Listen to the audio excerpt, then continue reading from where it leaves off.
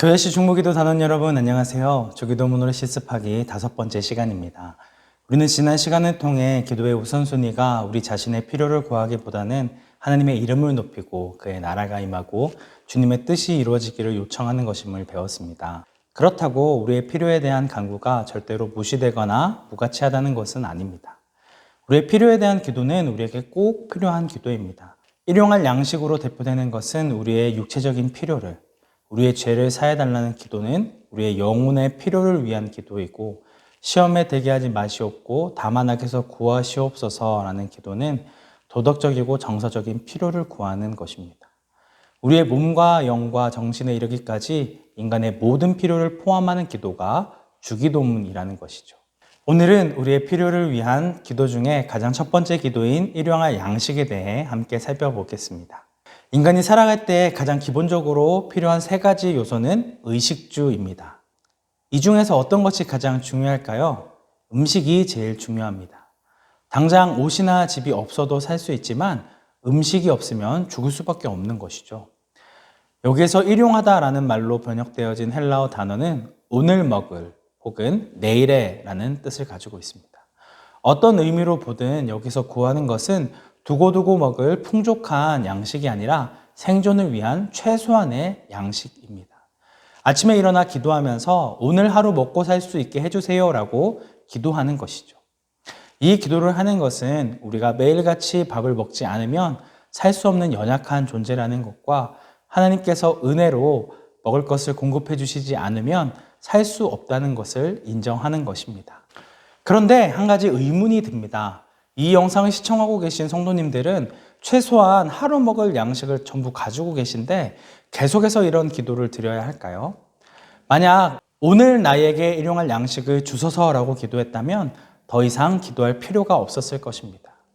그런데 누구에게 양식을 주시라고 기도했죠? 우리에게 일용할 양식을 구했습니다. 여기에서 우리는 오늘날 우리 주변에 일용할 양식이 없어 굶어 죽고 있는 수많은 사람들을 포함합니다. 나에게는 하루 먹을 양식을 구하는 것이 아무것도 아닌 기도이지만 일용할 양식을 구걸하는 노숙자들이나 전쟁을 피해 타국에서 지내는 난민들, 아프리카에서 태어난 대부분의 사람들에게 하루의 양식을 구하는 기도는 매우 절박한 기도입니다. 말 그대로 생존이 달린 중대한 문제라는 것이죠. 우리 주변에서도 굶주린 사람들을 쉽게 찾을 수 있죠. 이런 분들을 볼 때에 우리는 어떤 기도를 해야 할까요? 총 3가지인데요. 첫 번째, 우리에게 주어진 모든 것에 감사하며 만족해야 합니다. 우리는 이 기도를 하면서 내 자신이 얼마나 많이 가지고 있고 얼마나 많은 것을 허비하고 있는지, 우리가 구하고 바라는 기도가 얼마나 사치스러운지를 돌아보아야 합니다. 최소한 생존을 위한 먹고 사는 문제가 해결되었음에도 불구하고 우리는 끊임없이 조금 더 많은 것을 누리기 원합니다. 남들보다 조금 더 넓은 집, 조금 더 큰 차, 조금 더 많은 돈을 벌기 원합니다. 그래서 우리는 한도 끝도 없는 불만족에 시달립니다. 자꾸만 자신에게 주어진 것으로 만족하지 못하고 다른 사람과 비교한다는 것입니다. 이처럼 사탄은 하나님께서 나에게 허락하여 주신 것들에 만족하지 못하게 만들고 수많은 유혹거리로 하나님께 향해야 할 우리의 관심사를 흩어 놓습니다. 하지만 성경은 하나님의 백성들은 남들보다 조금 덜 가져도 자족할 수 있다라고 말씀합니다. 디모데전서 6장 6절부터 8절 말씀에서는 자족하는 마음이 있으면 경건은 큰 이익이 되느니라. 우리가 세상에서 아무것도 가지고 온 것이 없음에 또한 아무것도 가지고 가지 못하리니 우리가 먹을 것과 입을 것이 있은즉 족한 줄로 알 것이니라 라고 말씀합니다. 이 말씀대로라면 우리에게 오늘 당장 해결할 수 있는 먹을 것과 입을 것이 있다면 만족해야 한다고 이야기합니다. 그것 이상을 바라는 것은 자신의 탐욕과 욕심이라는 것이죠. 둘째, 우리는 이웃의 가난을 덜기 위해 우리의 재물을 나누어야 합니다. 하나님께서 날마다 우리에게 일용할 양식을 주시는 것은 나와 내 가족들만을 위해 쌓아두고 축적하는 것이 아니라 이웃과 나누어 쓰라고 주신 것입니다. 그렇다면 우리에게 일용할 양식 이상으로 주어지는 재물들을 어떻게 사용해야 할까요? 주님께서는 우리에게 적극적으로 재물을 쌓아두라고 가르치십니다. 다만 그 대상이 이 땅이 아닌 하늘입니다. 마태복음 6장 20절 말씀에서는 오직 너희를 위하여 보물을 하늘에 쌓아두라.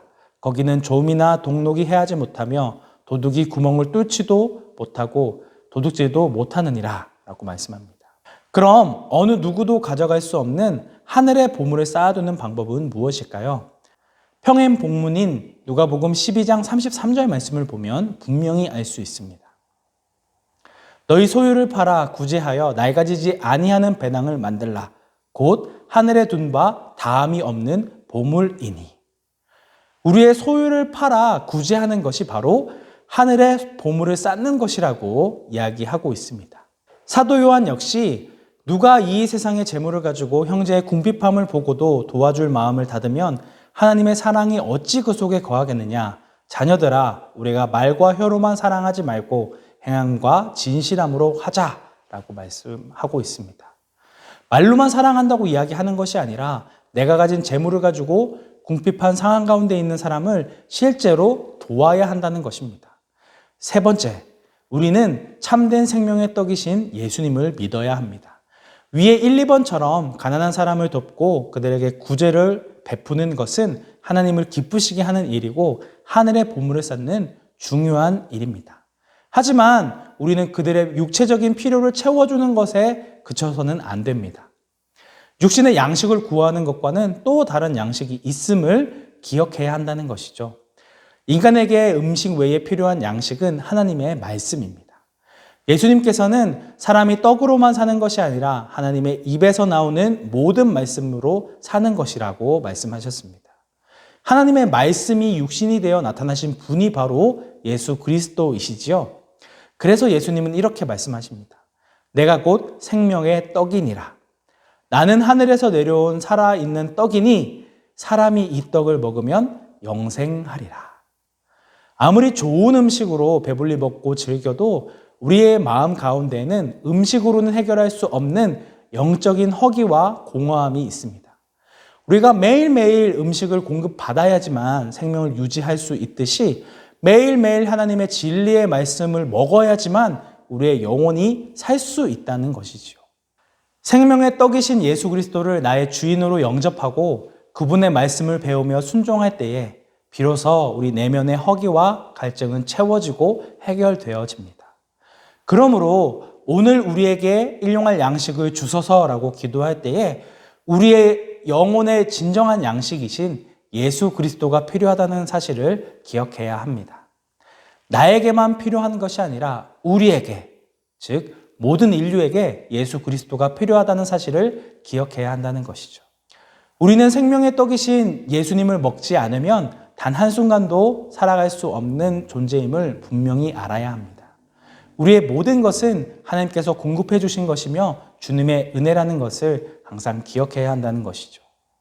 우리는 이 땅에서 당장 먹을 떡을 위해 다른 사람보다 더 풍요로운 삶을 살기 위해 부름받은 것이 아니라 생명의 떡이신 예수 그리스도만을 의지하고 그분의 말씀에 순종하여 살아가도록 부름받은 존재임을 잊지 말아야 할 것입니다.